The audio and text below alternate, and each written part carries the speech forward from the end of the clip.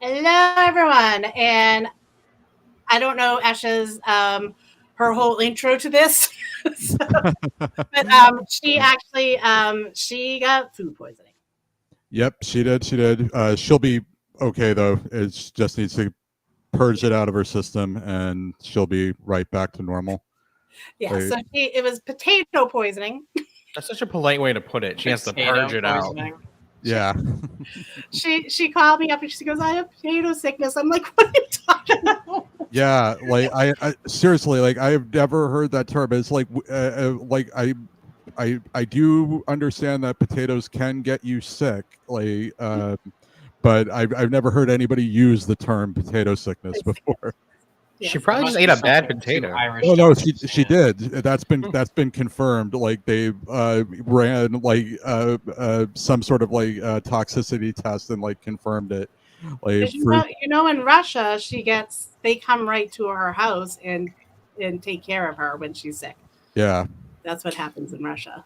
You know, in the States, and sorry for the plate clatter. I'm breaking my fast. But in the States, I mean, we have more than the capacity to do that. My first nursing job, I made house calls. So, like, if I can go do it, an MD can definitely go do it. But, I digress.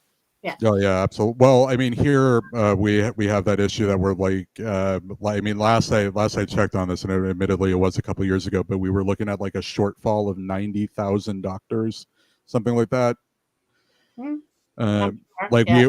like the RN job market and nurse practitioners it was like saturated, but the actual medical doctor area not so much. Very hard to convince people to go through like 8 years of school and pick up 500 grand in debt.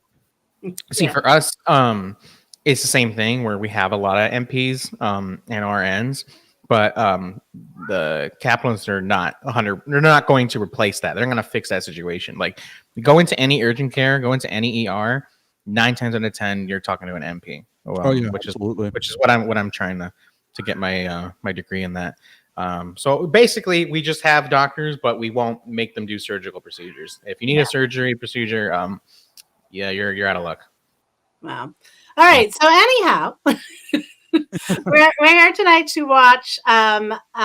It's Collective is the group, and Ivan and Cutie are part of Collective, and it was actually. We'll get into everyone that was involved in it. So we're going to premiere their first little documentary film, and it's going to be 45 minutes. So we're going to talk about that. So we're here with Matt, as always. So this is like my Twitter world, historically world, meeting my TikTok world right now. So there's a bunch of TikTok people saying hello, TikTok people. And so Ivan and Cutie, what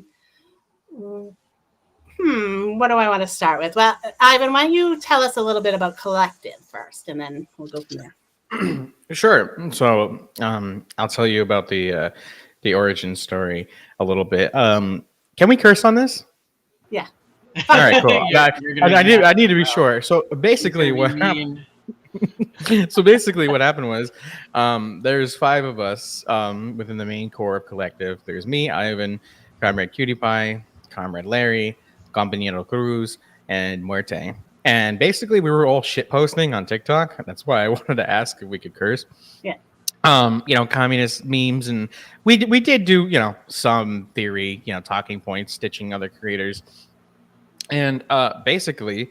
Comrade Cutie Pie had the great idea to just DM a bunch of creators he liked and was like, yeah, can you guys let's make a YouTube channel.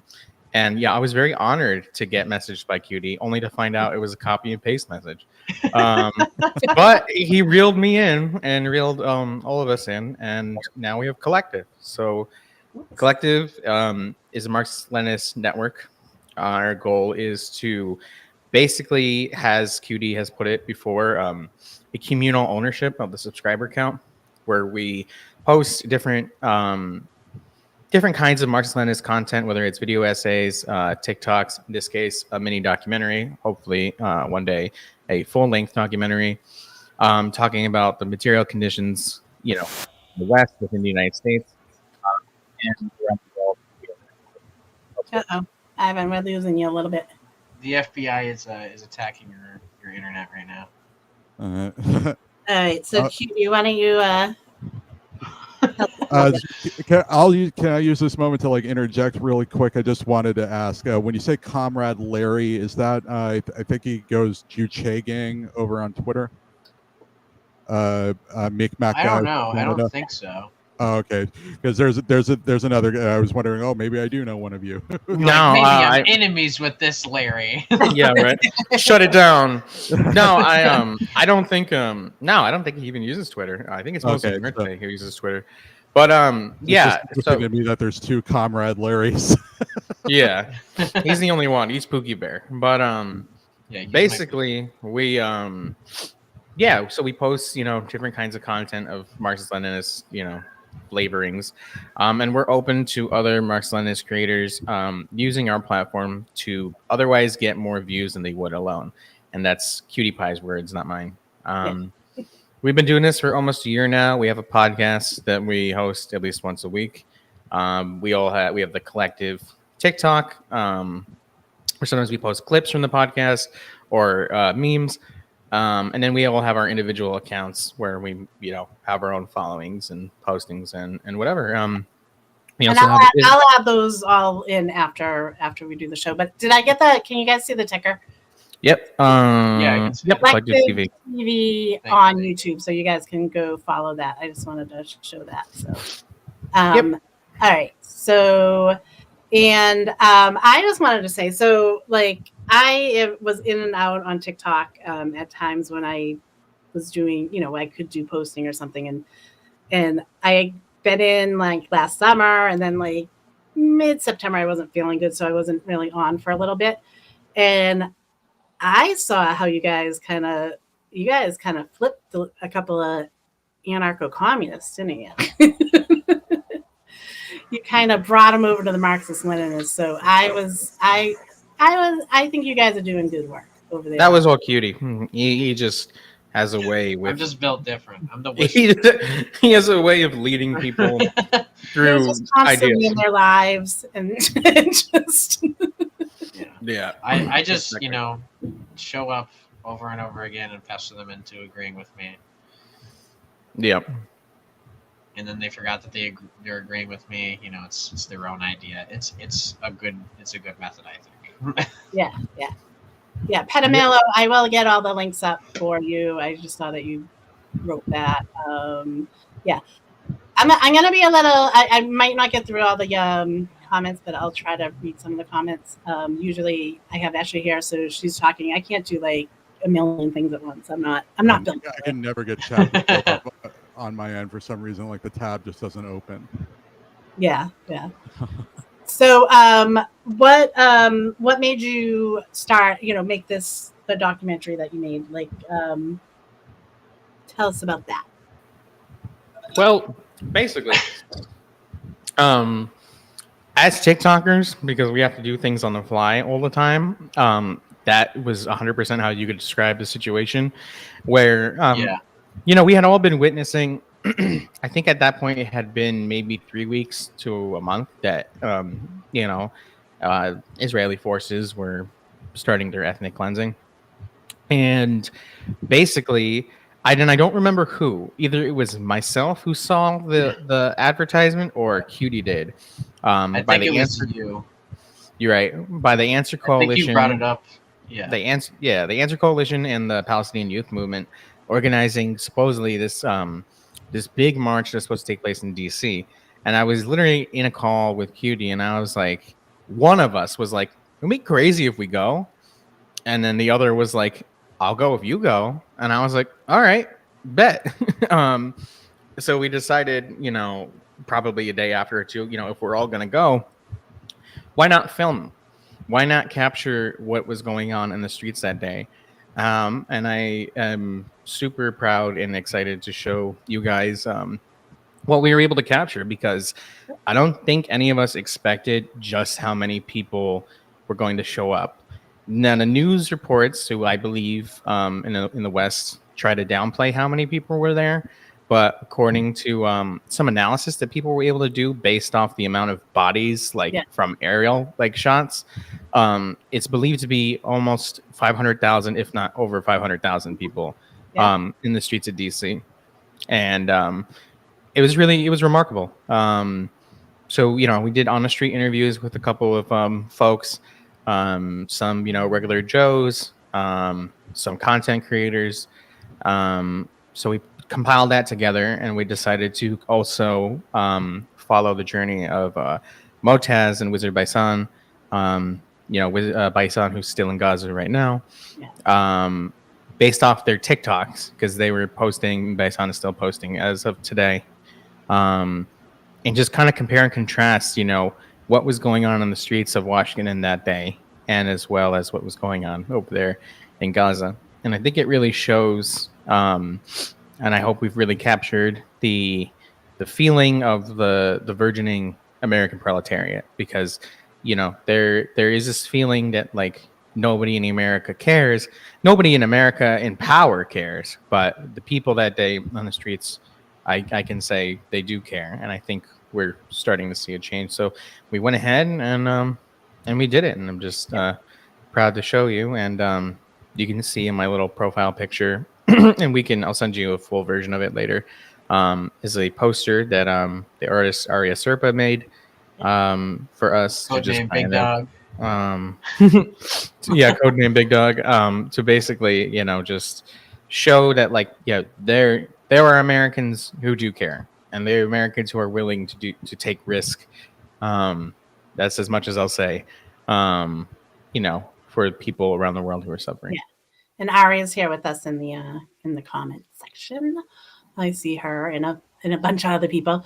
Before you go further, hold on. I want to just do this because Kami John had put this up. This is something Esha's involved in. So next Sunday, over the Real Progressives via Zoom, we're firing up a live interactive listen and discuss book club. We are starting with the Communist Manifesto. 3 sessions, all are welcome. And Esha will be joining to help with when they get to State and Revolution, I guess. So just wanted to throw that up there. So Cutie, do you have anything to add about the film, or? I mean, no, I think Ivan articulated better than I would be able to, anyways. It was definitely a great time. Considering obviously the situation that the people were under and why we were there, but it was decent spirits. Yeah, and it was also a really powerful feeling to have these people who I only had just met a few months ago, get in the cars and let's do something for real, outside of the internet. And I want to give a shout out real quick. They're in the credits that will be included in the version that is uploaded on the Collective TV in the description. But shout out to all the people who donated funds to us as we put out a request so we could make the journey down to DC. Shout out to Muerte for getting on a plane from where he's at. he flew 8 hours to do this with us. It's a really dedicated group of guys, a really dedicated group of fans of proletariat. So we can't do it without you guys. So like I said, I'm just excited to show you guys. All right, so let's watch it, and then we'll discuss after. It's 45 minutes, everyone. So we'll be back here. It's 10 of now. We'll be back in 35 past. Okay, so enjoy the film.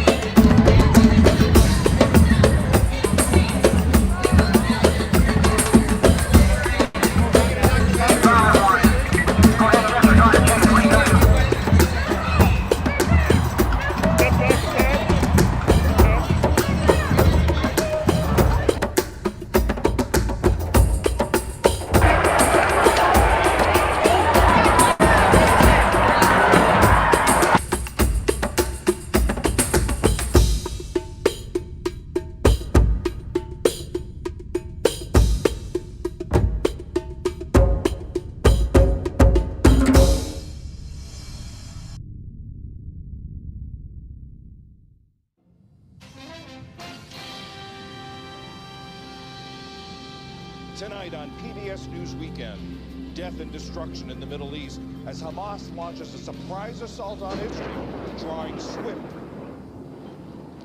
Israel caught off guard after the largest and deadliest escalation of violence in decades. Tonight, rockets and airstrikes continue to rain down on Israel and its leaders are trying to frame the stakes, today laying bare the brutality in graphic detail. Here's Raf Sanchez. It felt like there couldn't possibly be new horror left to see. No brutality that hadn't already been shared or live-streamed. But tonight, with global attention turning to the spiraling death toll in Gaza, Israel's military trying to keep the focus on the massacre that sparked. Please, have a seat.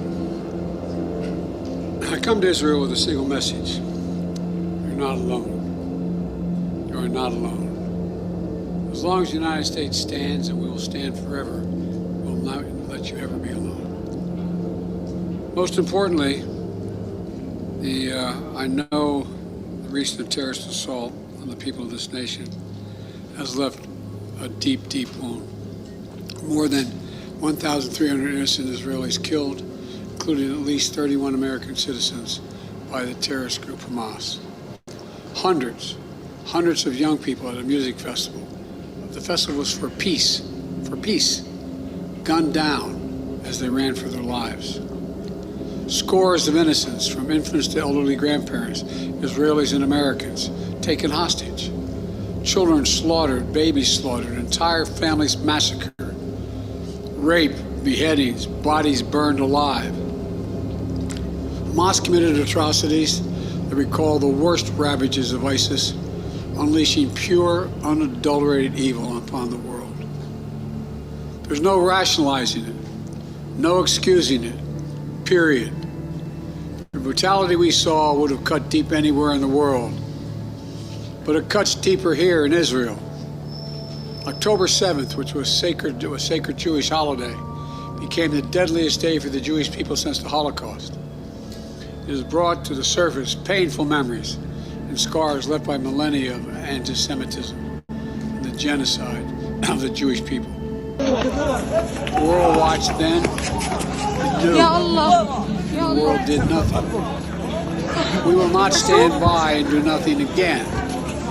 Not today, not tomorrow, not ever. Now is in the maternity building Those who are inside living in Nasser limbo, Medical waiting Complex. desperately to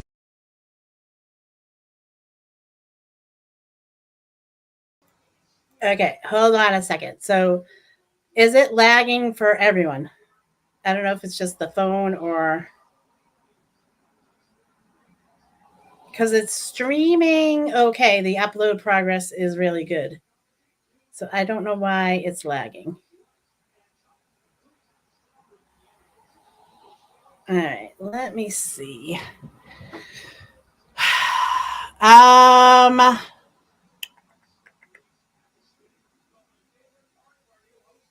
Okay, so it's lagging for everyone. Okay.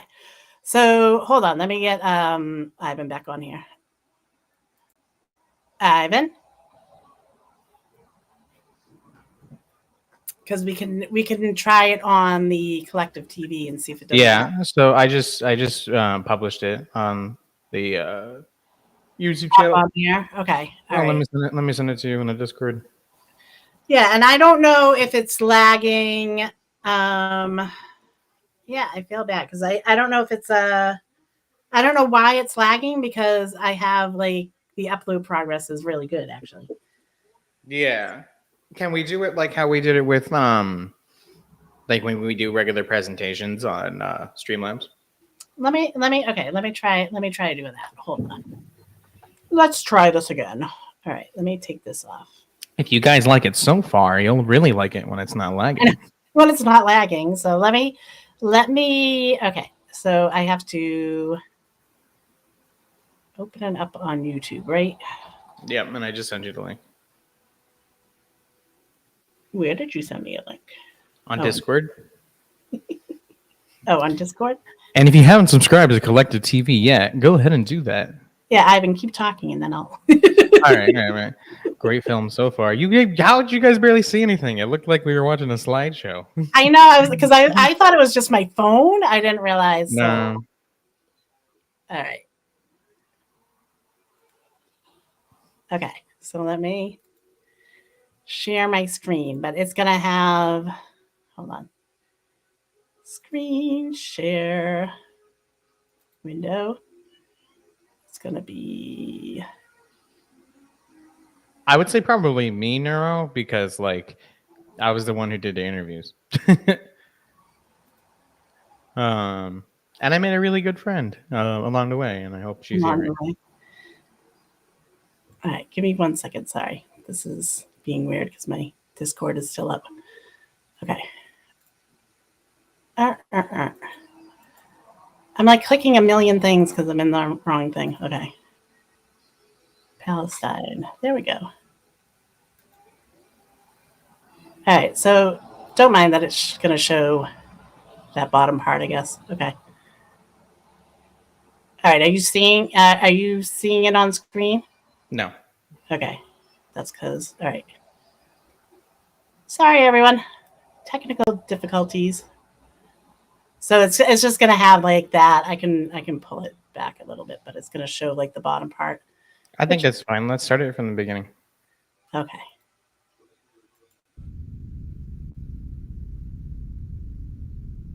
All right.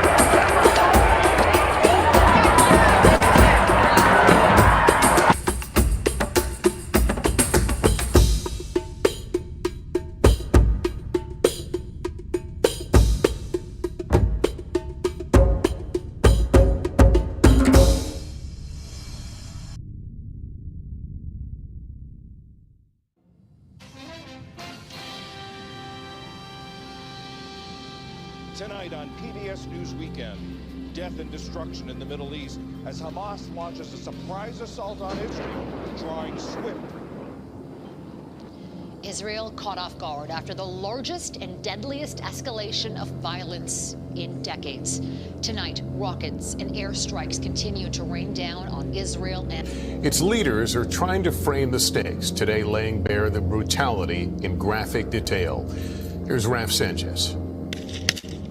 It felt like there couldn't possibly be new horror left to see.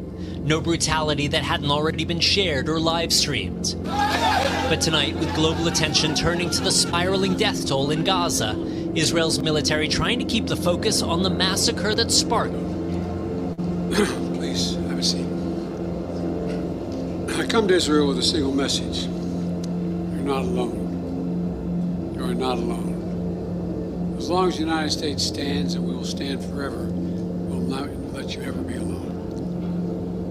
Most importantly, I know the recent terrorist assault on the people of this nation has left a deep, deep wound. More than 1,300 innocent Israelis killed, including at least 31 American citizens by the terrorist group Hamas. Hundreds of young people at a music festival. The festival was for peace, gunned down as they ran for their lives. Scores of innocents, from infants to elderly grandparents, Israelis and Americans, taken hostage. Children slaughtered, babies slaughtered, entire families massacred. Rape, beheadings, bodies burned alive. Hamas committed atrocities that recall the worst ravages of ISIS, unleashing pure, unadulterated evil upon the world. There's no rationalizing it, no excusing it, period. The brutality we saw would have cut deep anywhere in the world, but it cuts deeper here in Israel. October 7th, which was a sacred Jewish holiday, became the deadliest day for the Jewish people since the Holocaust. It has brought to the surface painful memories and scars left by millennia of anti-Semitism and the genocide of the Jewish people. The world watched then and knew the world did nothing. We will not stand by and do nothing again. Not today, not tomorrow, not ever. Now is in the maternity building Those who are living in limbo, medical waiting complex. desperately to learn the fate of a loved one, especially the families of the hostages. The maternity building You're inside not the medical alone. complex. We're working with partners throughout the region, pursuing every avenue to bring home those who are being held captive by Hamas. I can't speak publicly about all the details, but let me assure you, for me, as the American president, there's no higher priority than the release and safe return of all these hostages. To those who are grieving, a child, a parent, a spouse, a sibling, a friend, I know you feel like there's that black hole in the middle of your chest. You feel like you're being sucked into it. That's December 16th. It's been 3 days from losing the connection to the internet. I don't have connection. I'm trying to connect via the eSIMs, but it's useless because you need to be close to the borders, also in a high place, and I don't have access to the internet. And the skyfall with Israeli Apache drones and jet fighters.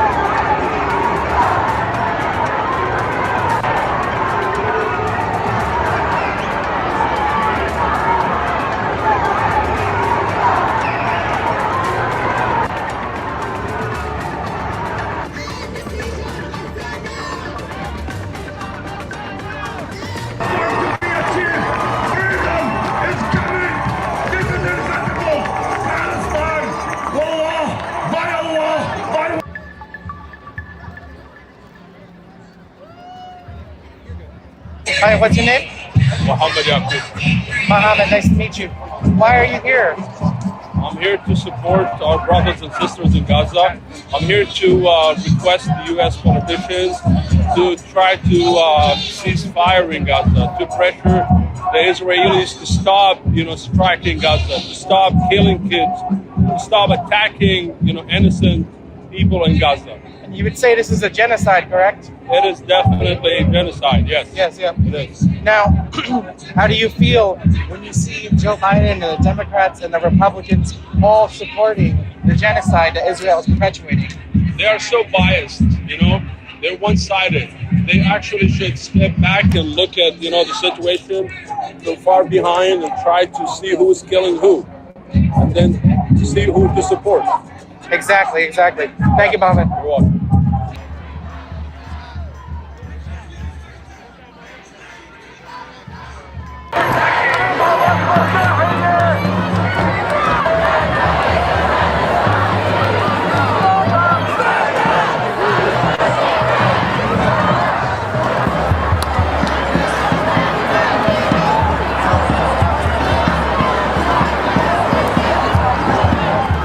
What's your name? B. Hi, B. Why are you here? Because I want to stop this genocide that's been going on for over 100 years, and I want to get Israel to be defunded. It's kind of like a puppet government for the U.S., so I want for us to understand that represents our interests in the Middle East, and that they're an illegitimate state based on their occupation of Palestine. Yeah, I agree. How do you feel about both aisles of the government supporting this genocide?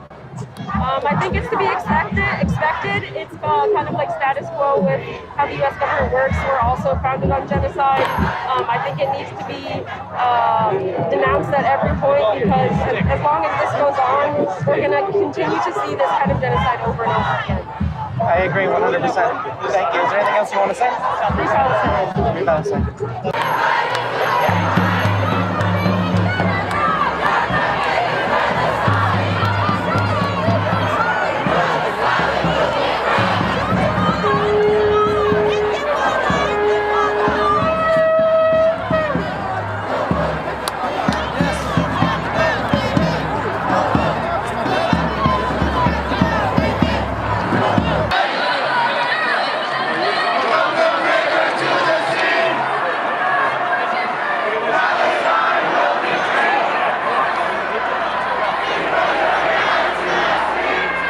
Hi, what's your name?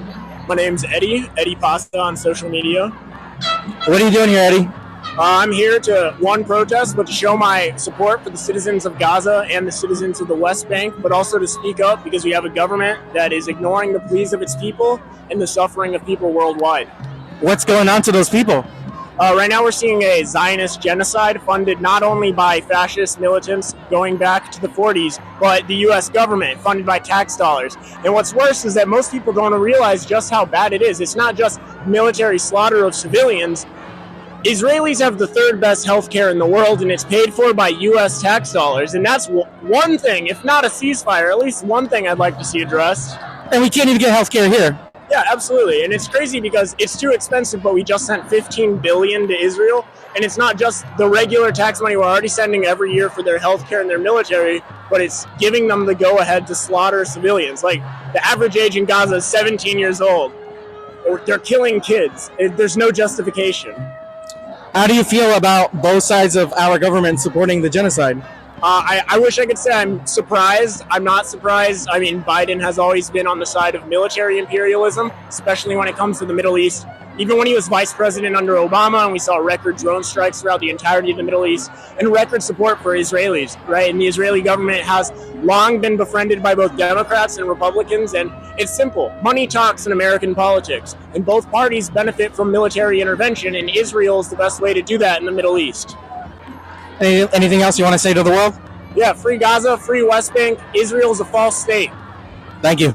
Yeah, let's see what Cruz wants to do in a second. Dan, not gluten-free either?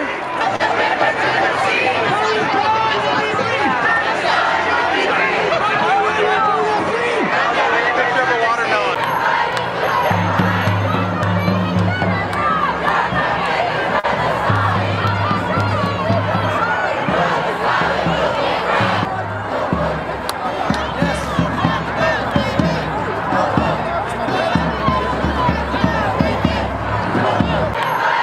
What's your name?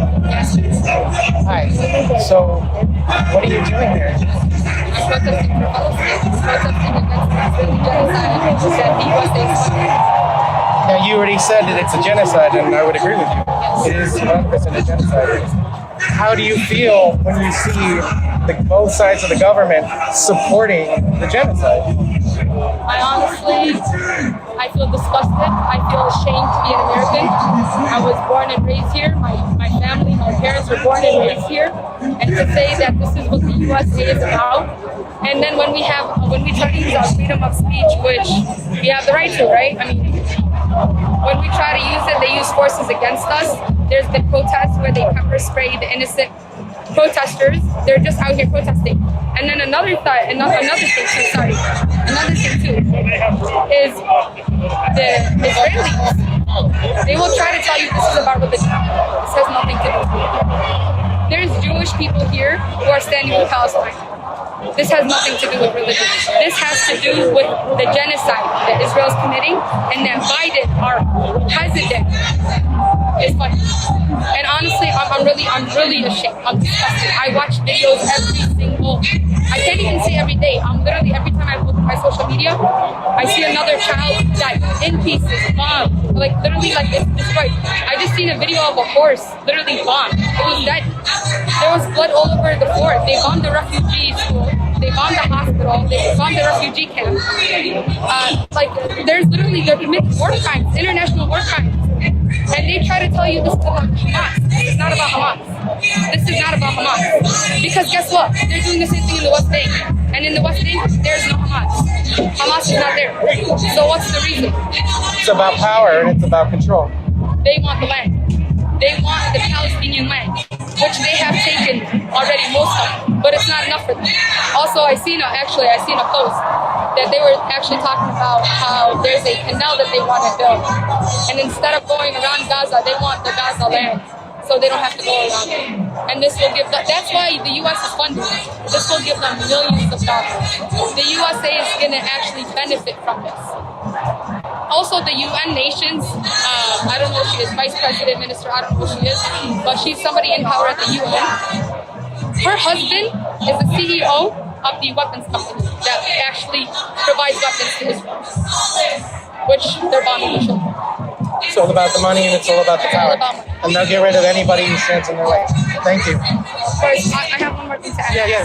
Netanyahu, you cannot hide. You are literally committing a genocide. We will not just walk and sit blindly while this happens. We've been standing here for the past 75 years. This is not new. This didn't start October 7th. This has been going on for 75 years. This is not a new occupation. This is not a war. This is not a war. There's no equal forces.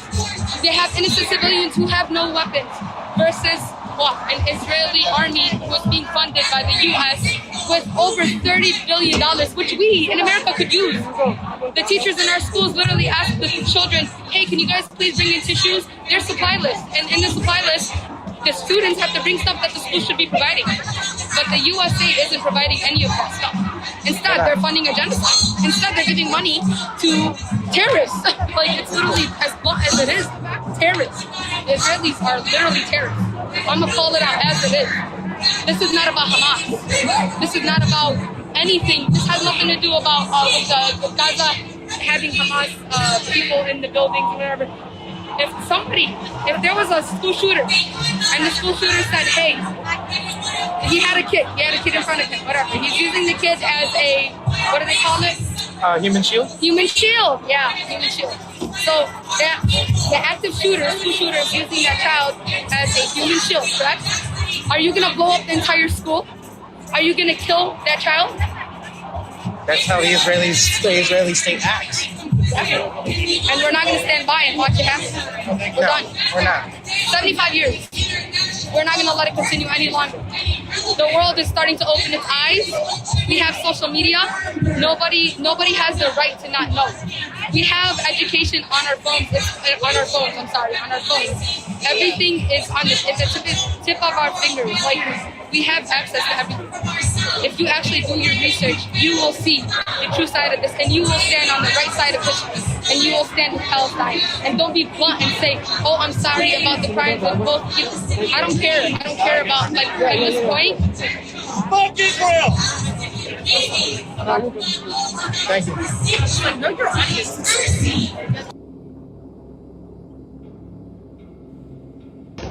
Hey everyone, this is Wissam from Gaza. I'm still alive so far, alhamdulillah. And these are the updates until 7 a.m. the 12th of November. So, the Shifa Hospital and other hospitals are asking for international protection. And many people in the north. The doctors in Shifa Hospital are telling us that there are more than 100 bodies on the ground that need to be buried. But no one can do this. No one can deal with this because this is the situation. No one can go outside the hospital or the homes surrounding the hospital because anyone goes outside will be targeted by a sniper or by the Israeli soldiers. So, at the same time, the Israeli media and the Israeli army is telling us that there are no civilians in the north. That the north is 100% empty, and that the Israeli army there is dealing with terrorists. At the same time also, we are publishing every single minute new calls from people who are stuck in their homes and need anyone to get them out to provide them with some water, food, protection, safety, to take them. They're stuck for 5 or 6 days without water, without food, without anything. So, what do the Israeli army or the Israeli media mean when they say civilians? Who are defining the civilians? Are there civilians who just left their homes and went to the south and told the Israeli army, the people who are occupying their lands, that okay, I'm going to the south? So, are the terrorists, the soldiers who are anyone who stayed in their homes? Civilians are the people who are not carrying weapons. Children, women, men, elderly, people with disabilities, they are not carrying weapons. They are not engaging any military, and they're safely in their homes, right? Hundreds of thousands are like this in the north. And no one is scaring, no one is trying to bring them any protection, to take them from their homes, to provide them any support if they don't want to get off their home, to get out of their homes. Hundreds of thousands are there. Hospitals, schools, shelters, homes, anywhere, even in the streets. They're trying to find some safety in their cities. And the Israeli army is telling that they're not civilians and they need to be killed. They're lying to the whole world. They need to be killed just because we want to kill them. People standing in a long line to get bread.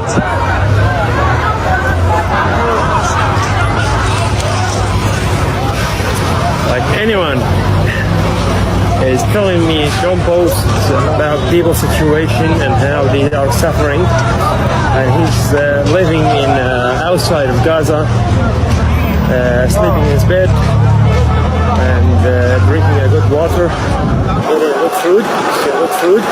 I'll block him, believe me, I'll block him because I received many messages yesterday. Don't post about people getting hate or trying to fight for it. Believe me, I'll block him. You don't have the freedom to speak in this way about us. So, what I witnessed is three people got killed by an Israeli strike in an apartment in the middle of Deir al-Balah. There's for sure there's multiple injuries.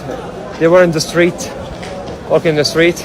We were in the hospital, and I thought it's in my house or something. It's so close to my house, so thank God. And ceasefire.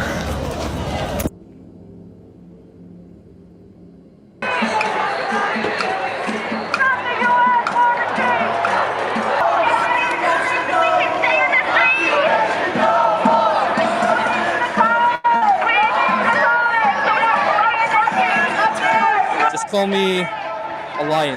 They go by Lion. A lion? Hi, Lion. Lion, why are you here? I'm here today to support my people, to stand with them, to stand with their right to resist, to stand with their right to live under freedom, under complete liberation, without any hint of Zionism or colonialism or imperialism in my homeland. Right on. How do you feel about the United States government, both sides of the United States government, supporting this genocide? So this is no surprise for the United States. The United States is the head of the snake. They are the ones directly responsible for what's happening in Palestine. They're not just supporting the genocide. They're the ones committing the genocide. They're the ones responsible for the genocide. They're the ones responsible for the genocide, and they must be held accountable. America is the head of the snake.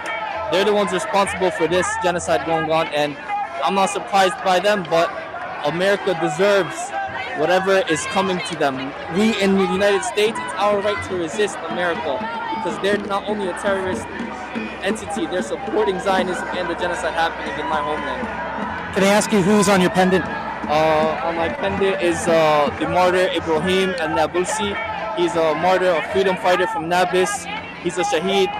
He sacrificed his life for the homeland, but his blood will not be in vain. His blood will not be in vain. We will resist for him and for our homeland and for all our martyrs. So glory to all our martyrs, honor to them, and they are resting in heaven right now while we resist and continue to follow his legacy and uphold it. Lion, is there anything else you want to say to the world? To be honest, I just want to say one thing. Long live the resistance, and we have to normalize the resistance in the United States. Not only we're coming out here to support Palestine, yes, but we can't just say free Palestine without giving light and knowledge and educating people about the resistance and who they are. You know, there are many resistance speakers out there and figures who wear the keffiyeh like I am, but people don't humanize them. They think they're terrorists, but the real terrorist is the ones calling them the terrorists. These people who cover their faces, they cover their faces for a reason, and they're freedom fighters. They're our heroes, and they're the only ones today that are resisting terrorism. They're the only ones today resisting Zionism. They're the only ones today resisting imperialism and Western colonialism on a global level, not just in Palestine, not just in Gaza, but the resistance victory in Gaza, the resistance victory against the Zionist entity. It's a victory for the entire world. So long live the resistance, free Palestine. Thank you. Thank you, Lion. I appreciate it. I'll be free!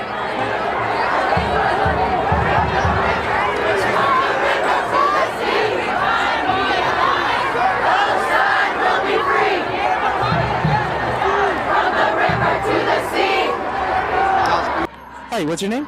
Layla. Hi, Layla. What are you doing here? I'm fighting for the Palestinian lives. What's going on in Palestine? So right now a genocide is going on in Palestine. After 75 years of Palestine being occupied and children dying and people dying, and once we fight back, Israel has responded in a very negative way, and now they're committing a genocide on the country.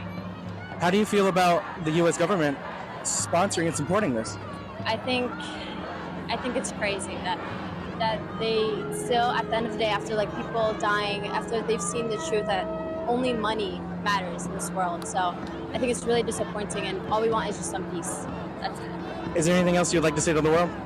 I think speak the truth. Don't be scared. It can be tough, but at least we're fighting for people who have no one to fight for them. What was your name again? Layla. Thank you, Layla. Thank you.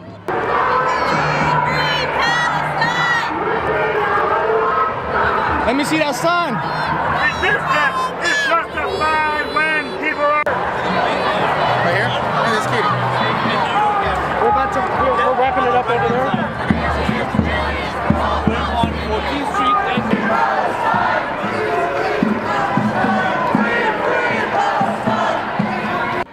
Hi, what's your name? Muhammad Ali. Hi, Muhammad. Why are you here? Show support for the Palestinian people. What's going on in Palestine? A lot of things that are uncovered here. It seems like when it comes to Israel or a Palestinian issue, Western media turns into Fox News. They seem to understand fascism only when it wears a red hat. But we're not looking at what the Israeli government is. What's surprising, Biden being a Democrat, Israel gave him a golden opportunity with the most racist Israeli government in its history. But yet he chose to embrace Netanyahu which doesn't make sense to me. Continue unconditionally supporting Israel. And mind you, just to get off the topic for a second, prior to October 7th, what they call a terrorist attack, Israel had killed, I think, upwards of 250 Palestinians, a lot of them minors, but no coverage, no mention of it here until until Israel is affected, and all of a sudden, it's a problem. Would you say what Israel is doing is a genocide?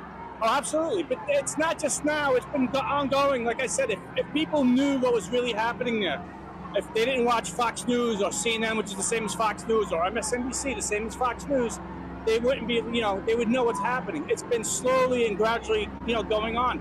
Since like 1993, there was the Oslo Accords, were supposed to give the Palestinians their own state within 5 years. And again, going back to Netanyahu giving Biden the golden opportunity, he's on record. Anybody who wants to go, by all means, go look it up. He's on record boasting how he undermined the Oslo peace process. And he also he feels comfortable enough to move the United States government in any direction he wants. And then again, there's a video out there. If you guys could search it, Netanyahu, I think, talking to some settlers about how he plans on tackling the Palestinian or the Palestinian issue.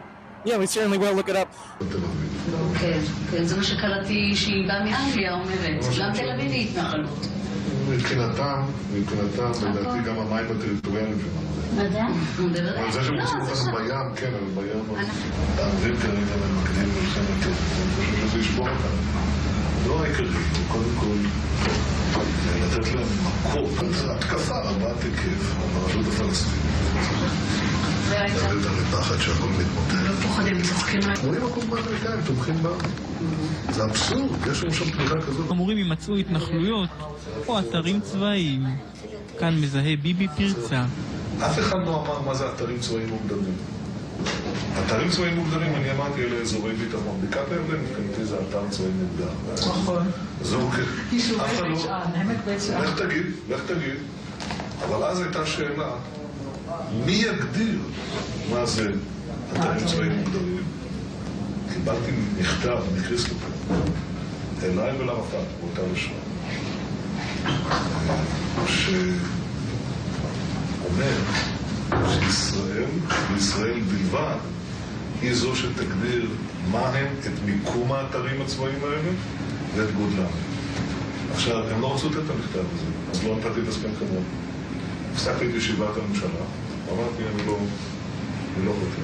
רק כשהגיע המכתב, תוך כדי הישיבה, אליי ואל ערפאת, חתמתי על הסכם, והשררתי אותו, היה חתום.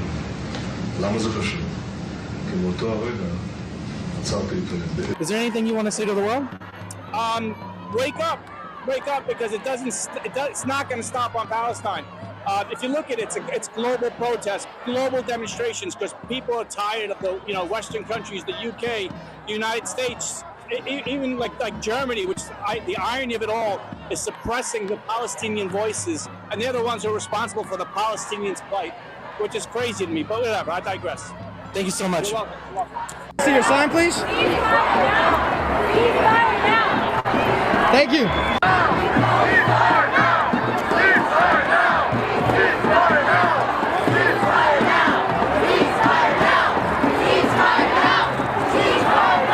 Hey, what's your name? James Ray. What are you doing here, James? Trying to help end the occupation of Palestine. Would you say what's happening in Palestine is a genocide? Absolutely, without a doubt. How do you feel about both sides of the U.S. government supporting the genocide? And it makes sense when it's a foreign policy consensus, not been bipartisan, yeah? Is there anything else you want to say to the rest of the world? Absolutely. Free Palestine from the river to the sea. Thank you.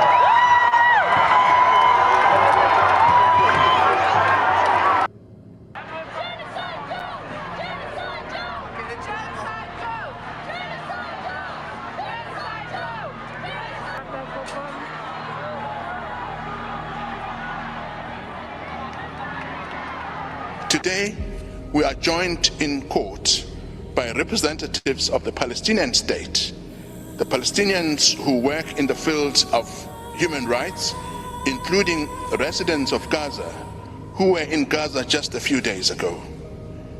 They are some of the lucky ones who managed to get out of Gaza.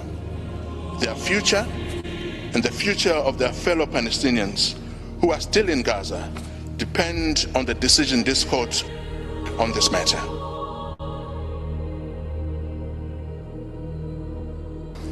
Madam President and distinguished members of the court, it is an honor for me to stand here in front of you on behalf of the Republic of South Africa on this exceptional case. In extending our hands across the miles to the people of Palestine, we do so in full knowledge that we are part of a humanity that is at one. These were the words of our founding president, Nelson Mandela. This is the spirit in which South Africa acceded to the Convention on the Prevention and Punishment of Crime of Genocide in 1998. This is the spirit in which we approach this court as a contracting party to the Convention. This is a commitment we owe to the people of Palestine and Israelis alike. As previously mentioned, the violence and the destruction in Palestine and Israel did not begin on the 7th of October 2023. The Palestinians have experienced systematic oppression and violence for the last 76 years. On 6 October 2023 and every day since October the 7th, 2023. In the Gaza Strip, at least since 2004.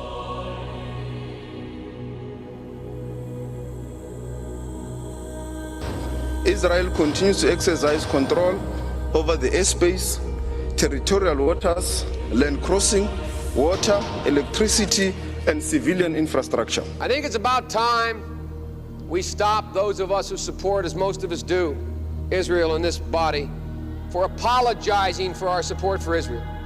There's no apology to be made. None. It is the best $3 billion investment we make. Were there not an Israel, the United States of America would have to invent an Israel to protect her interest in the region. The United States would have to go out and invent an Israel. Breaking news out of the International Court of Justice. The ICJ has just delivered its interim ruling. The case was brought by South Africa, which accuses Israel of committing genocide in Gaza. Case that was brought by South Africa. Some 8 injunctions brought against Israel, and the court ruling, which we just heard just moments ago, said that Israel needs to ensure it does not commit genocide. If you really care about the lives lost here, you should honor the lives lost and call for a ceasefire in Palestine. Ceasefire now! Ceasefire now! Ceasefire now! That's all right. That's all right. That's all right. That's all right.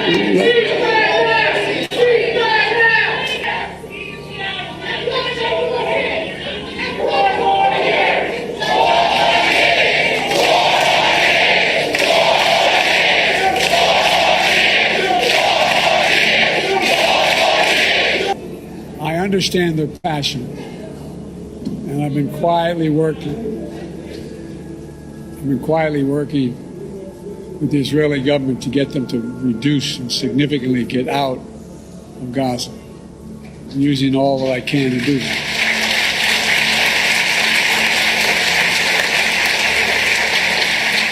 But I understand the passion.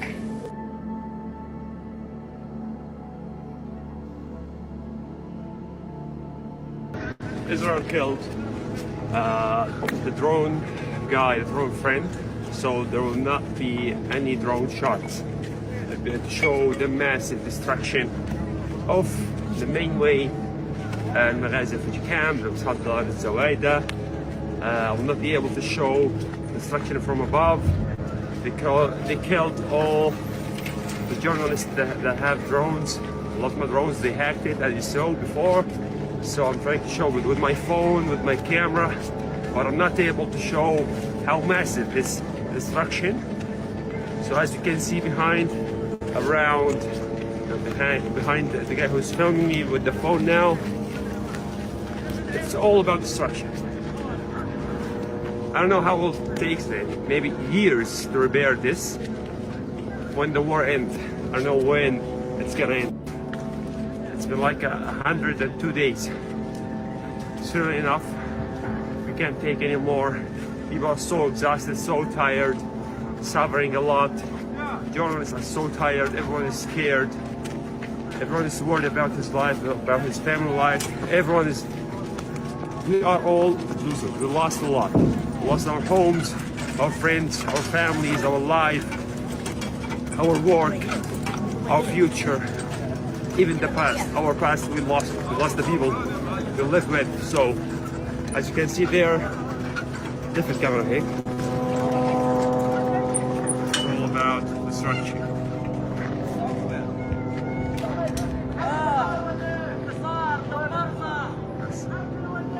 Hi everyone, this is Bisan from Gaza. I'm still alive and holding in my hands the plans of a little girl after the war. Unfortunately, this girl did not survive the massacre that was committed against people, displaced people, civilians inside Al-Maghazi refugee camp in the Christmas Eve, in the 24th of December. So this girl wrote her wishes, and she titled the wishes مخططاتي بعد الحرب, my plans after the war. So first thing is ordering food for 30 days. I mean, she probably got sick of the canned food, the canned beans, and from starvation. So 30 days of ordering food. أحضر تلفزيون وأسهر وأكل اللي بدي إياه. Eat whatever I want, sleep late and watch TV. Her mother probably was telling her to sleep early for the school. So this is the second wish. Then أطش وأطلع وين ما بدي. Get out and go to many places wherever I want. أكلم بابا بالساعات كل يوم. Talk to my father daily, hours daily. أشتري ملابس كتير وحلوة. Buy clothes, buy a beautiful and a lot of clothes. She probably suffered because she could not get her clothes out of the home with her when she evacuated. So this is the fifth wish. Then أسافر إن شاء الله وأشوف بابا. Travel إن شاء الله and see my father. أقنع بابا يسافر عند خاله مصطفى وعند خاله محمد. To try to convince my father to travel to Uncle Mustafa and Muhammad. Yani, she was dreaming of traveling because the second wish is أطلع من غزة وأروح سويسرا, to get out from Gaza and go to the Switzerland inshallah. Then she wrote a note, inshallah مخططاتي تتحقق. May God help me to achieve these plans. Yani, inshallah I would be able to achieve these plans. So just imagine it, just concentrate and just think about this girl writing these wishes and then putting the paper under her pillow and then sleep. And she just did not wake up again. Al-Maghazi massacre resulted in the killing of more than 100 people, almost 100 people, and the injury of other hundreds. So bombing at 20 buildings over the heads of their people, displaced civilians, hungry, tired, afraid people. It's just a new massacre in a 28 days of genocide.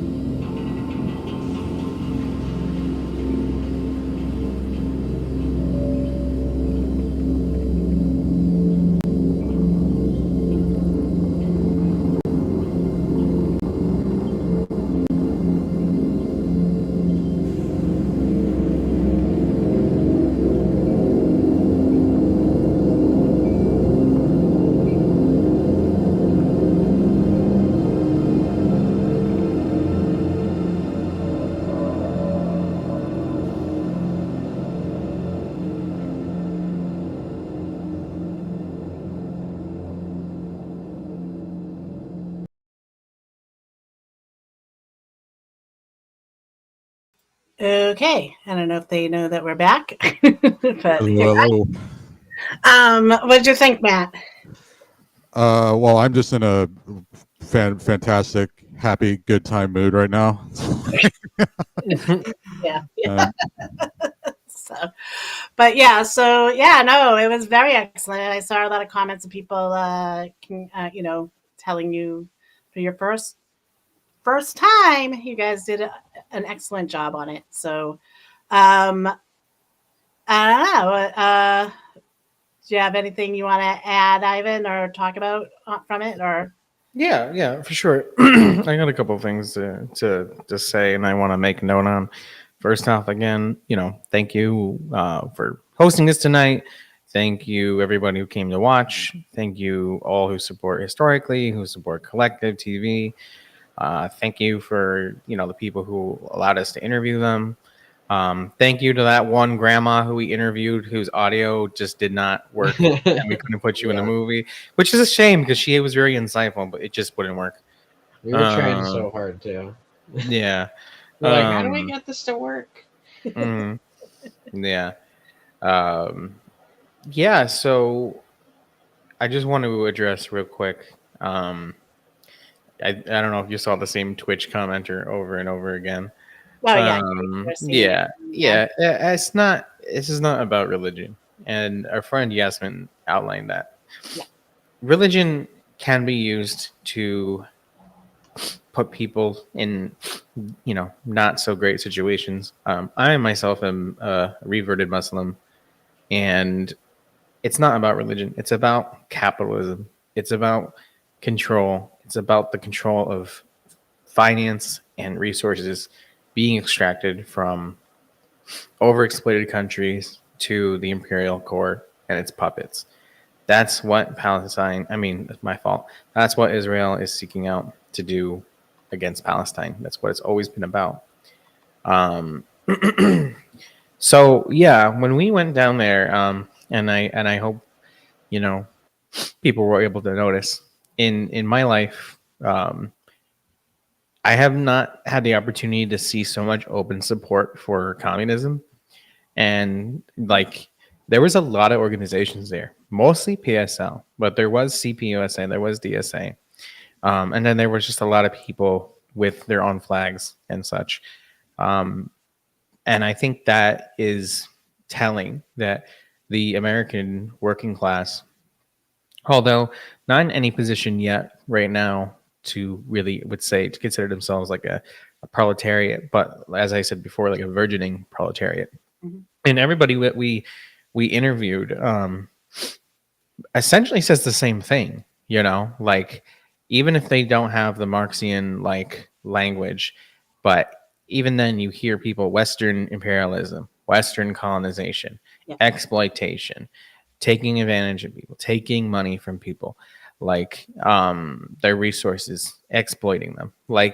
People are intrinsically aware of what's happening. And something I was thinking about when the second person that we interviewed, B, when we interviewed her, she had said that this is kind of like verbatim what she said was this is kind of par for the course. And it's people know that. People are aware that the United States government does support these kind of events all around the world. And if they didn't know it now, then they certainly know it now. This is how we can analyze and see that the contradictions within the West are getting bigger and bigger and bigger.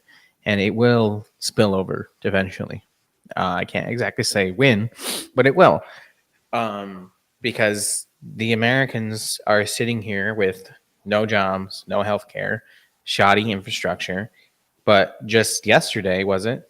We can send another, something teen $1 billion package to Israel when people in America need that money. If you wanted, to think, logically, there are so many things that the American proletariat need, but they're not provided for. It's just, it's just a shame, but I'm happy, and I'm sure Cutie's happy to be able to put something out there for people to see. I saw another comment that said, had asked if the Palestinians had made this documentary. And no, none of us are Palestinian. Oh, yeah. But I don't think we have to be Palestinian to give the American perspective, which was what we had aimed to do. Yeah, Right. no, I mean, you did. I think you did a really good job of. Yeah, that was very well put together. Yeah. Thank you. Honestly, after not watching this for a couple weeks, I texted Cutie, and I was like, and we both agreed. We're like, man, this is better than we remember, because we spent a lot of hours putting this together, and not just me and him. Everyone in collective, but me and Cutie did do a lot of late nights. Cruz helped us out with a lot of the subtitling and putting the interviews together. Also, for anyone who's wondering why it was lagging so much, humble brag, I think it's because the quality of the street shots are really, really high. Because we had a very nice we used 3 cameras. Humble brag. But one of them that we had was actually very like 4K, and I think Streamlabs couldn't handle it. It couldn't handle and so I was like, why is that? Because it was saying on here that the progress was fine. I'm watching it on here fine. I looked down at my phone, and then I just thought it was my phone. And then I see you guys making the comments, and I'm like, but I look it up, and it was just too good quality to play straight directly on Streamlabs and have it stream right. So, right. And Cutie, I should have probably tried to make it full screen, but I didn't want to mess with it once I got it going. That's okay. That's okay. Yeah, that's okay. That's why I was like, are you able to? I wasn't gonna be like, Yeah. Stop it! Stop the show! Make it full screen right now. Yeah. I mean, if you guys haven't got it for me yet, I'm nervous about a lot of things. So when I get things going right, I'm not touching it. You're good. You're good. So for those of you guys who may have not caught it during the Yasmin interview, the reason why the camera gets bonked and you hear someone shout "fuck Israel," that is our crew member Marte cursing out a woman who sneaks up behind us with a small Israeli flag. Yeah. So if you go back, you can see that. And it was as soon as he said that, and then our friend Yasmin started crying, and it was a whole ordeal, and I don't blame her. As we've, someone who's from the Middle East, someone who's a Muslim, seeing, what is happening. And she said, she feels a lot of shame, and I feel a lot of shame, as well. There was not that many agitators at the protest. There were some people walking around in MAGA hats, but they didn't do anything. A couple people yelled at us when we were interviewing the lion. They didn't like where we were around that corner. Yeah, we were like, can you not walk in front of the camera? And they're like, no, you're not the cops. We can go wherever we like. And I was like, Jesus Christ, bro. Yeah, so I'm not gonna throw down with you guys right now while this interview is going on. With get good footage. We just we literally sprinted. I can't. Yeah. Okay. So I can't say this to you enough. We literally, I saw him. And I was like, this is our guy. We got to get him. Yeah.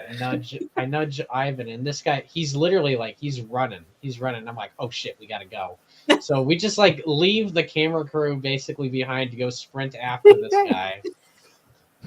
The 2 asthmatic short gentlemen sprinting after this guy. We finally catch him, and I'm like, Ivan, you stay here. I'll run back and I'll get the guys. Yeah, it was really funny. I got to them and I was like, this guy, we found him. He got it. Hey, come with me. And we just started moving. I just couldn't even explain it. I just I was having an asthma attack trying to get to him. Yeah, so from my perspective, Cutie runs up to me and he's like, bro, do you see that guy in the vest? And I'm like, no, I don't know who you're talking about. And he's like, he's right there. I'm like, I couldn't see him. He goes, bro, he's in full kit, ready to go. We have to interview him. And I was like, okay, so we sprint. And 2 asthmatic 5'0" guys just running through crowds of people. And we were moving. We were, it was not a slow power. It was all power. It was all power running. It was like a James Bond sprint. You know what I mean? When you know how you're running with your fists sometimes in a jog? Yeah. We were sprinting with palms open, like we're fucking slicing through the air to get further, Tom Cruise style running shot. Yeah, you literally, look- we were if like you Tom look at Cruise the- sprinting after this guy. If you look at the intro, the last shot before the PSL flag where the camera's shaking and running is when we were running. So like we get there and I remember I turned around and Cutie's literally like hands on his knees like, can we interview you? And he's like, yes.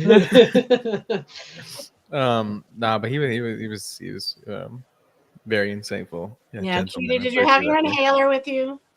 I think I did. I just didn't use it. I brought it with me in like my stuff, but I did not use Well, it. at least you had a nurse with you, anyways.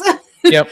I do have to say that Penamillo did catch the little flags Yeah. because he was like, "Oh, I saw like what's that little Israeli flag?" Yeah. What else do I want to say about it? About that experience going there?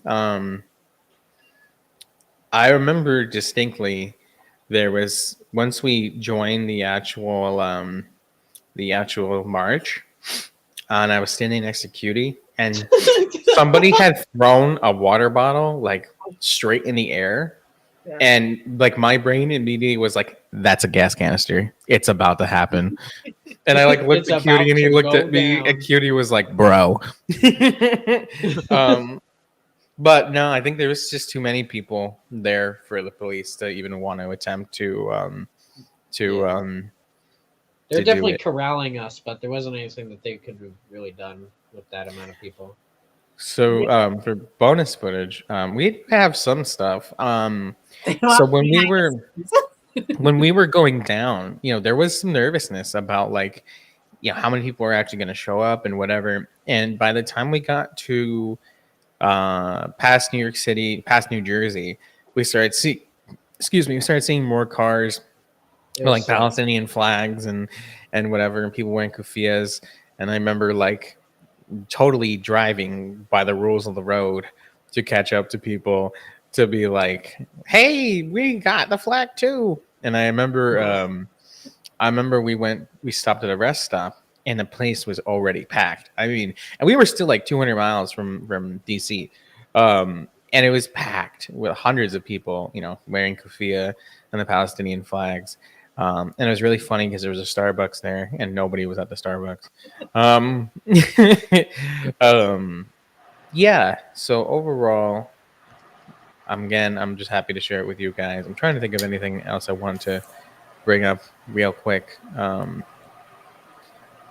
It is so devastating. I don't think I fully understand it. Westerners fully understand it. When Bisan is talking about that girl who died and the simplicity of the things that she wanted, and this is what fascist governments do. Yeah. And anybody who says that the United States is not committing this, they have special forces. They have Delta forces down there. They're literally building a pier in order to reinforce their operations down there. We just sent more weapons. We just sent more weapons, right? Like even say we didn't even have everything that Israel's doing right now on the US's dime is going to funnel right back into the various cop cities they're building for urban warfare here. Yep. As discontent grows over the fact that we can't go to we go to the emergency room here, we get a bill for $17,000, and meanwhile $17 billion for Israeli healthcare. Yeah, exactly. Right. Cutie, do you have anything you want to say about it? And then if you have any questions for us, Lumpy or Matt. Yeah. I don't have a lot to say. I mean, you might be able to tell that my my mic audio is a little bit better because I just realized I was using a camera that wasn't even like turned on, and it was like covered with blankets. So you guys are probably like listening to me as if I was like a fucking stormtrooper or some shit. Like, no, you didn't sound that bad. Because it was crazy. No, you were okay. You're a little louder now, but you were okay. You were just a little muffled. You're like, you're too loud. You're too loud. Be quiet. No, Cutie, you're perfect. That's why you're a Marxist. So I was gonna say, like you mentioned Bisan video with her reading the list, and I've been saying all along, like, because I was paying attention to Yemen because we were trying to do something. We were trying to get that in the news and stuff. So I watched a lot of that. It was, it was hard. It was a lot of more photographs, not the videos. But what I found so much harder was not the violent videos. It was the emotions. It was like something like that, like Bisan reading that and realizing this, like what this little girl was feeling, So for me, like that kind of, I think that is what a lot of people are seeing more, where it's kind of easy to just like, you see a picture of a person being pulled from a building, or you don't really get the emotion with it. And I think that may be why so many people kind of have actually come around, is that part of it. But I don't know. For sure. Yeah, the guy on Twitch was like, you're just putting all this together, and it's just like, you got you out there in Twitter and YouTube, you wouldn't have seen these comments, but he was writing screeds, just saying like, you're making people upset by doing this. No. Yeah, well, I mean, you it's a genocide. It should upset you, dumbass. Exactly. Yeah. It is upsetting, and you should be upset by it. Yeah. I mean, otherwise we just put on some Hasbara bullshit for the whole documentary. Be like, everything's fine. Yeah, we're just like this is the level that we're operating at in the United States right now, is like people having extremely viscerally negative responses to, for the first time in their life, experiencing a normal spectrum of human emotion, apparently. Yeah. And we have to like walk everybody through that before we can even talk anything serious. Right. Well, have you considered that we need to coddle, the Western man and his feelings over the people who are being, murdered on a daily basis? Yeah, exactly. Have you considered it his feelings? To argue that negative responses is productive is irrational is our Twitch comment. Probably the last Twitch comment. Oh, you can put it up. Yeah, you're a bozo. Please touch grass. Go talk to people like we did. Yeah, to like the whole thing, peace and stuff like that. You just want the peace because it makes you feel comfortable. That's not peace for the Palestinians. There's been no peace for the Palestinians for over 75 years. There is no such thing as a ceasefire. During every quote-unquote ceasefire that has been enacted since 1948, Israel has killed at least 150 Palestinians during that ceasefire. Like, that's like a bare minimum thing. You can look that up. There's never been a quote-unquote ceasefire of any kind. Like, Israel cannot go a single day basically without killing at least one Palestinian.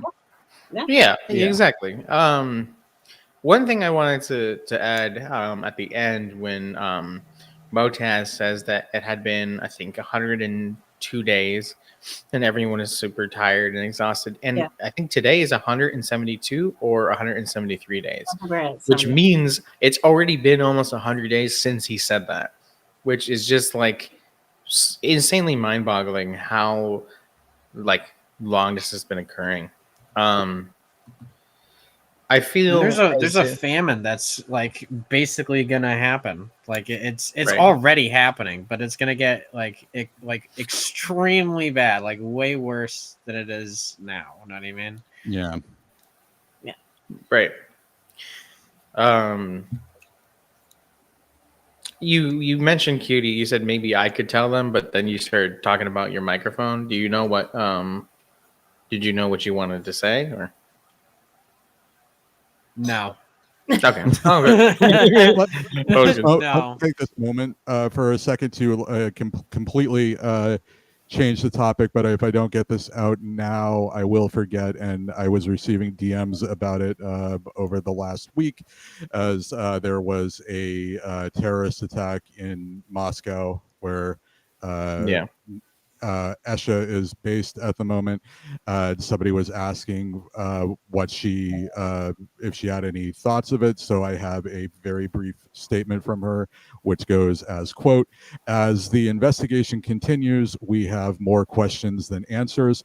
Former SBU agent Vasily Prozorov explained that ISIS fighters have been fighting on Ukraine's side in the Donbass region since 2019.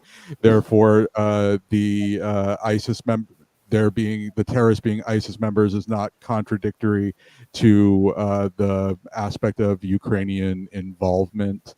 But so basically, there's just not enough information to give a really comprehensive statement on it, but the official line seems like perfectly plausible. Yeah, essentially. Yeah. I just real quick while they're here, my friend Yasmin is in the chat. There was the fourth person we interviewed, our longest interview. Salam alaikum. Glad you could be here. Thank you for letting us interview you. Thank you for your insight. Thank you for being a good friend. Keep doing the work that you're doing. Spread this around. Sorry I didn't spam you as much as you wanted me to get you in here. There she is. But yeah, I wanted to add that. But to there you are. To add to what you were saying, Matt, you know, like a lot of people don't and you know, you don't expect the layman to understand this, but like, you know, when they're talking about, you know, ISIS being behind, you know, this attack, like, you know, it's real convenient that ISIS has never openly attacked Israel, and when they did, they apologized for it. Right. Like, so who are they really being backed, you know, Yeah, by? now they're like the ISIS is making history by becoming the first Islamic group anywhere to buy into the United States line on Uyghurs in Xinjiang. That's real interesting. No other Muslim group or faction anywhere in the world has anything to say about this. It's just right now it's ISIS and the Uyghur World Congress, and that's it. Right, and who runs the Uyghur World Congress? It's funded by U.S. Congress. Yeah, but- exactly. ISIS has been being US funded by ISIS or was funded, at least as far as we know, for quite a while. At least their initial creation. They were definitely, I think it was according to an Israeli general, that they were being funded by Israel. And, you know, ISIS literally said that they condemn Hamas. Like, I don't, like, it's not even like if you just like have a semi-operating brain, you would be able to just like put the pieces together and figure this out. Pretty much. You're right. You know who the representative that said this? Petamillo saying that a U.S. representative said that ISIS was the U.S. friends in Syria. Well, yeah. I don't know who the rep was, but ISIS was fighting the government of Bashar al-Assad, and Obama called them moderate rebels. like Right. be fucking for real, bro. Like, wasn't the code that they used for them like the white helmets or something like that? Yeah. Yeah. Maybe I know the white helmets aren't who they claim to have been. I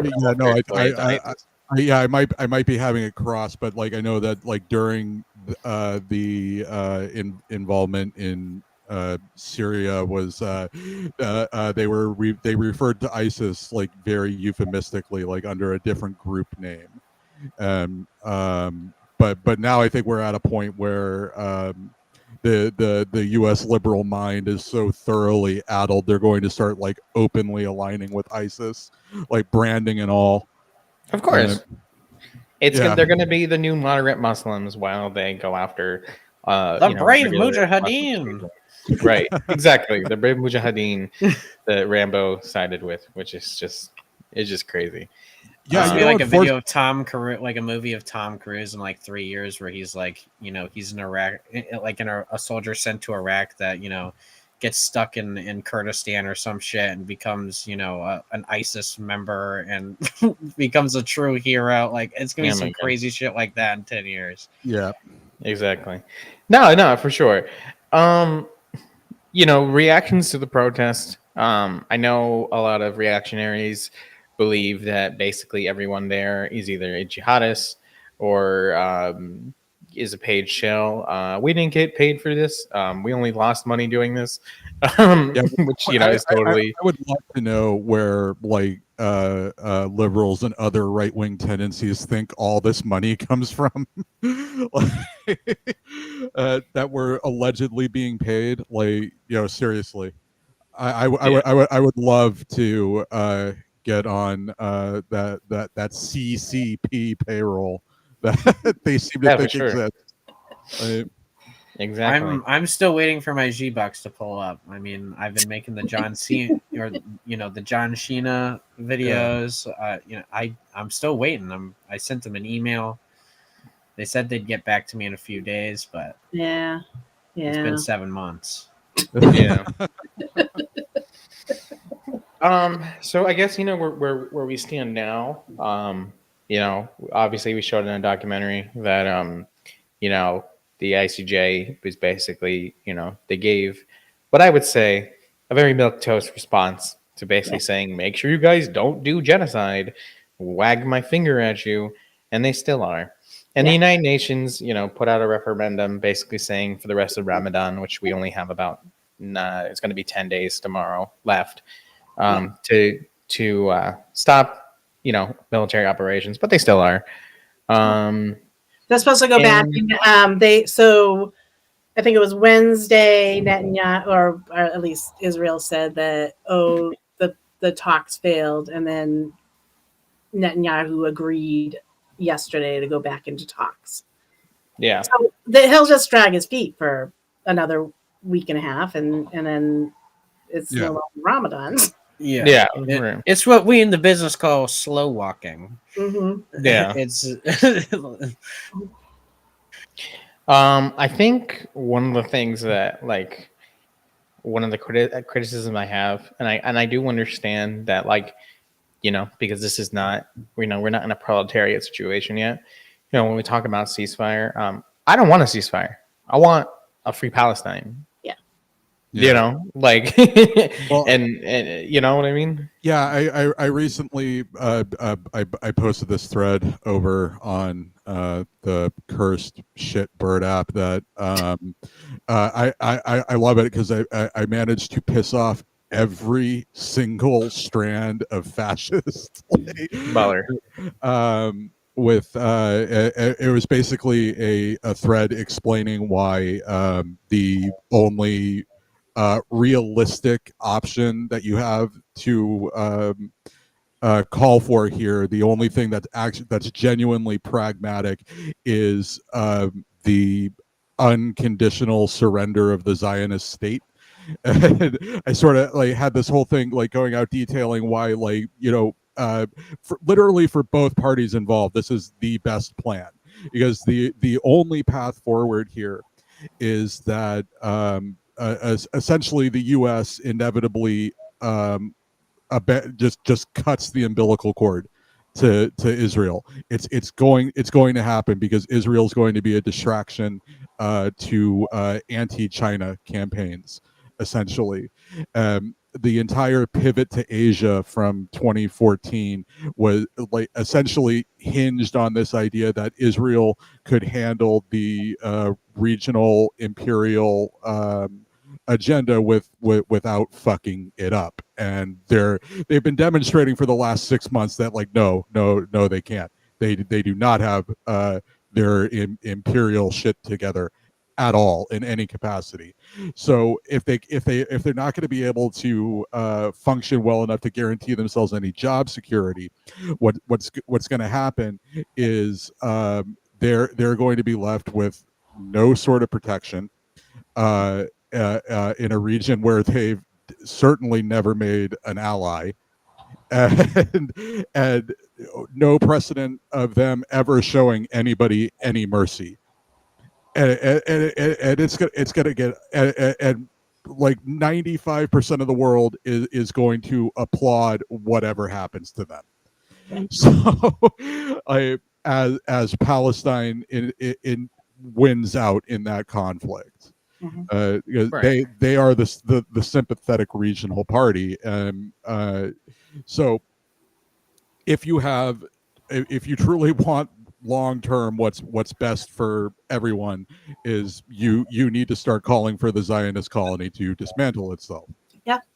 Yeah. Well, right. And what we're seeing all over the world, what we're seeing with, from 2023 to 2024, primarily, through the lens of what is happening in Palestine, is we're seeing the U.S. hegemony lose its grip.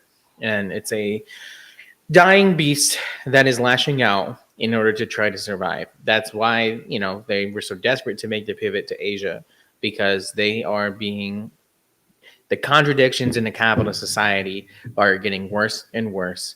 And the machine is going to try everything it can to keep it alive. That's why they're building the cop cities where IDF soldiers, train in NYPD folks. That's why you're seeing, we still won't have healthcare. We still won't have good infrastructure. We'll see deunionizations. But funny enough, the conditions that are going to lead to capitalism falling apart and falling farther and farther into capital letter fascism, or capital F fascism, will radicalize more and more people to be communists. And I think being at that protest, again, I hope that we were able to capture it.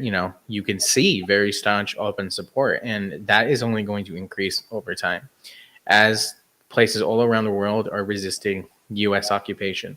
The time for the United States to have its grip on its military force to enforce its empire from, let's say 1990 to 2014 has ended.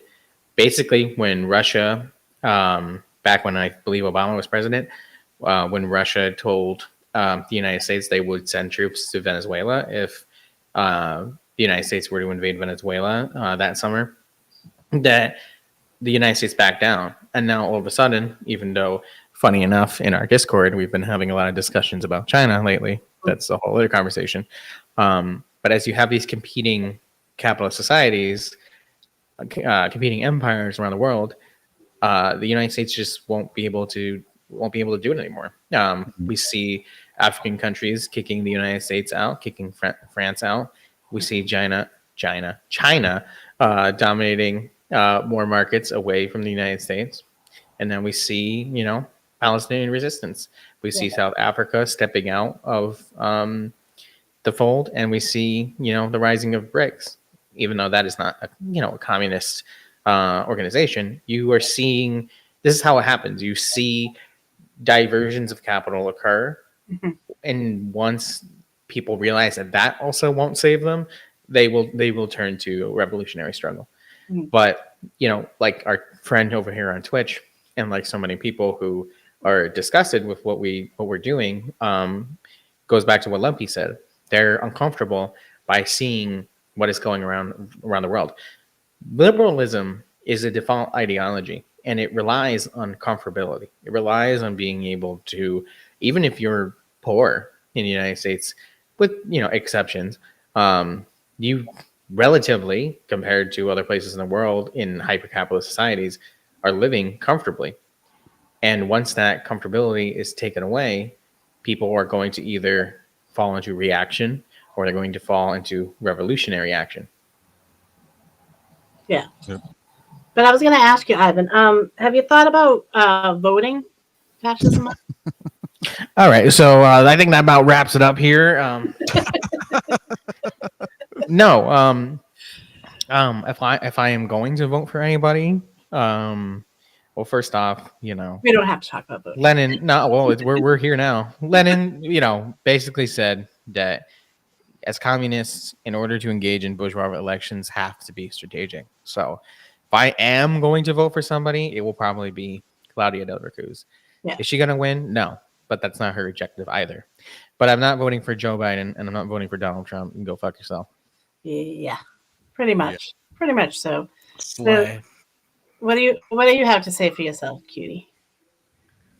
No, I agree. I mean, there's not really anything, especially if you're in like a deep red or deep blue state. There's literally zero reason for you to vote for either Donald Trump or Biden.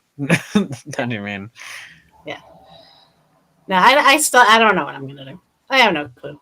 I'm in Massachusetts, so I'm well, Biden's don't vote for Biden. Like, he's not. Trump isn't winning Massachusetts. Yeah. So I guess it just depends on who lands up, or if I decide to get up and go out that day. I don't know. I routinely like find myself like reminding people, when I say that my primary political goal on this earth is the absolute bottom up, top down, side to side, don't really care destruction of the United States, that means I don't give a shit who the president is. Like, but that doesn't change my opinion of whether or not the United States should exist. So I mean, if literally Lenin is the president, Stalin is the vice president, it's a whole cabinet of Bolsheviks in charge of the like that doesn't change the fact that the whole Congress is still imperialist. Like it's the reality is that is like just by being a part of the system, you're forced to engage in imperialism. You know what I mean? Yeah. Do you want to see our Twitch friends comment? That's up to you guys. Biden is the most progressive president we've had since FDR. Yeah, nobody believes that. Bro's trolling. Bro's deeply unserious. Yeah, like Biden has measurably and demonstrably taken hard right turns on every single Trump era policy liberals claim to have been so pissed off about. Yeah. Every single one. Which, like, it's very funny because I told all the dipshits that I knew out here that who were just so gung ho to vote for Biden to undo this Trump shit that, like, no, he was just going to do everything Trump did worse, because like, if you don't believe me, I've got 50 years of receipts on Biden's politics where he is to the right of the entire Trump presidency for the last 50 years. And they just plugged their ears and stomped their feet and went la la la la la, and he's doing exactly what I said he was going to do. That's why we put in the documentary what he was saying 30 years ago about his staunch support for Israel. And he was way more, dark Brandon energy, charged up, talking about how we shouldn't apologize for a fascist apartheid state. Right. Like, of course not. He started his career as a fucking segregationist. Well, right. I was gonna say, like, I remember during the debates for 2016, he was like, "I used to have a lunch with segregationists." Excuse me, like, Strom Thurmond personally chose him to deliver his eulogy. Yeah, right, exactly. Like, Biden, I'm just waiting for the dementia to catch up to him, and then he says a slur in public, and like try to see how the liberals will try to shoo that away. Yeah, not try. Like they will, and like the media will not press him on it, like, at all. Right. But it will be, like, very funny to watch all these, like, progressive liberals, like, just adjust their glasses and start defending the hard R. Yeah. Right. He's asking who's more progressive than Biden. Nixon. Me. Nixon, yeah. Of the Nixon. presidents, literally Nixon, because he was trying to do. Oh my god! I just dropped my phone on my whole fucking table here. I don't know. Nixon literally was in support of the UBI. Like, he's the one that. Yeah, Nixon. Nixon signed. Nixon created the EPA because he thought it was bad that the Cuyahoga River kept catching on fire, which is like the exact opposite quality that you want in a river. So we got the EPA out of that. And OSHA. Nixon signed OSHA into law. Matt, are you seeing this comment? As far as I'm concerned, y'all are progressive enough, too locked into the singular mindset. It's unfortunate you're not free thinkers, at least based on what I'm hearing. Big dog, we're literally communists. Like, I don't know. You're liberal. You have a default ideology. Yeah, like I'm Western capitalist world. I'm a tanky in the dumbest possible sense of the of the term. Baller. Like, Right, and like you say, you know what we're talking about. Not talking about voting. That's defeatism. Have you not been watching the same thing that we just watched? Like, this is not defeatism. This is resistance. This is our little egg of resistance to point out that people are literally resisting occupation. If you watch, you probably weren't here in the beginning. Literally, people shooting rocket launchers at IDF tanks. Like, yeah. Well, if they didn't vote for Hamas. Yeah, right. They should have If known. only they voted correctly, then this wouldn't be happening. Right. He says again, you don't know me. I'm no effing liberal. You're a liberal. Your knee-jerk comments, boy. You're a liberal. Definitely a liberal. Lib. Yes. Yeah. Anyway, do either you, Lumpy, or Matt, or anyone have any final comments? Any questions? No, I think No, I think we did well here. I'm glad that we were able to boost this documentary. Appreciate it. Thank you guys. Appreciate it. I want to thank again, I appreciate you guys' time, the space, the hosting it, streaming it on Twitter as well. Again, thank you for everyone who donated for us to do this. Thank you, Yasmin, sister, if you're still here. Thank you, everyone who let me interview them. Thank you, Cutie. Thank you, Muerte. Thank you, Larry. Thank you, Cruz. Thank you, Lumps. You're welcome. You're welcome. Yeah, from the river to the sea, Palestine will be free. Yeah. From the river to the sea. All right. Bye. Good night, everyone. Long live the Intifada. Subscribe to Collective.